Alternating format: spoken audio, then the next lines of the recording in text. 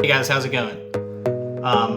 So last week on Severance, they released a book at the same time as the episode.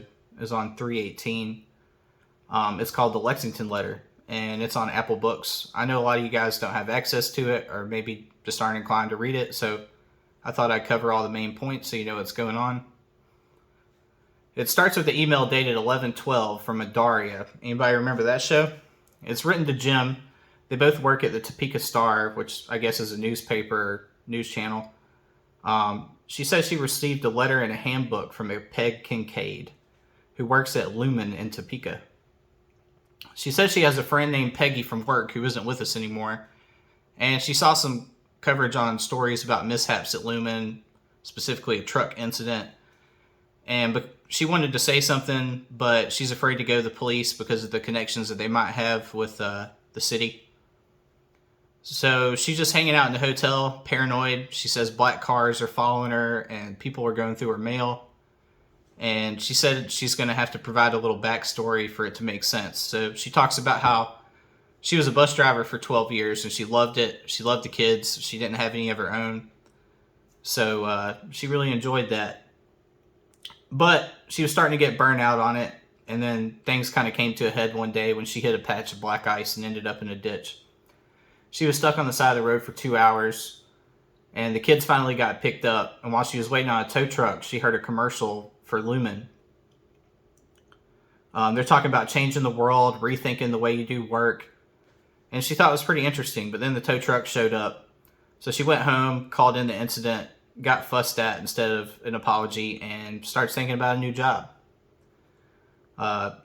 The next day, she goes out looking for new jobs, and on her way home, she sees that the Lumen facility is actually finished construction, so she decides to step in and see what it's all about. She was concerned about her experience not being enough, but they said they weren't worried about that it was an easy job. The only catch was severance. They told her it was no big deal, it's safer than a dental procedure, and the only real difference is she wouldn't remember work at the end of the day. And she'd get 4 times the pay. She said that not having memory was the biggest advantage, that it was a no-brainer to take the job. Then she describes the procedure we've all seen for coming into work where you exchange badges and all that. And she describes the difference between an innie and an outie. And then she says everything changed on a Tuesday when she finds a note in her pants pocket. And then she says she's got to go back a little bit and explain this. So when she was a little girl, her and her sister had a language called Puglish. And it consisted of like lightning bolts and seahorses and boobs. And it was just a secret language for them to communicate. And apparently the code detector couldn't pick up on it. She talks about how she works in MDR. And she just wanted to open a line of communication. She says she never really thought about her innie and what things might be like for her. And she says she kind of wishes she never would have responded to the letter and turned it in, but here we are. So she thought she'd respond just one time, acknowledging the receipt, and asked about MDR. So she describes the process we've seen with the numbers. She thought the feelings thing was weird, like all of us did. And she talks about the rewards, like waffle parties and erasers. And then she asked her about life and snow and things like that she's never experienced, at least that she can remember. And this communication goes on for 3 or 4 weeks. And she started to think of her as a friend. So one day she painted her nails for her. And she said she was so happy when she saw it, she cried. And then she gets a note talking about how she's worried about Mr. Dooley, that he's watching her closely, he thinks something's up. And then on Friday, November 3rd, she receives a letter that she had completed the Lexington file and received a melon party. And that was really difficult to finish.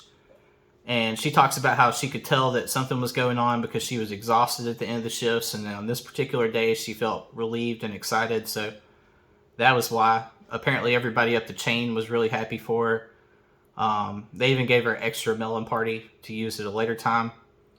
And then when she gets home and watches the news, she sees the truck incident. Apparently a truck had exploded, killed 6 people. It was owned by Dorner Therapeutics, who was a competitor to Lumen. And apparently the truck explosion happened 2 minutes after she had finished the Lexington file. And the news had no explanation for what happened. She thought she was feeling paranoid, but she just couldn't shake the feeling that she had something to do with it. Apparently the truck was full of prototypes that were destroyed, so she thought it was corporate espionage. So she told her Annie about the incident. And then she didn't hear anything back for 3 days, except she comes up the elevator and her hair's wet one day. There's a note under the windshield wiper that says there was a water cooler mishap, but everything was cool. And they gave her a gift card to Murray's all-day breakfast buffet as an apology. So over breakfast, she's thinking about quitting, but she realizes that's going to effectively kill her Annie. So she doesn't. And then 2 weeks later, she finds a orientation booklet tucked in her waistband. There's a note attached that says, Dooley found the last note, and she's been in the break room. But they're updating the code detectors, and it's down for 1 day, so she snuck up the orientation booklet. And she also comments that she thinks that she was right about the Lexington file, like something's going on there. So inside this booklet, there's a childlike manual mentioning that we know you want to know what the numbers are about, but if we told you, it might inhibit your intuition. Then she heard no word for another week. And then she's sitting in her car thinking about the whole school bus incident and had to go in and write a letter just asking if her Annie's okay. She found herself back up the elevator in 10 minutes. And there's a note in her mouth that says, leave now, get somewhere safe. They will try to follow. Nothing they say is real. Answers are in the book if you look. Thank you for my life. So she immediately left Topeka. She didn't even stop at home. All she wanted to do was talk to Peggy, but she knows she can't go back to Lumen, so instead she decided to talk to the reporter. That's all I'm going to do for part 1. I'll finish it up in a part 2, possibly part 3. I just want to keep these kind of bite-sized, but I hope you enjoyed it. Talk to you soon. Thanks for watching.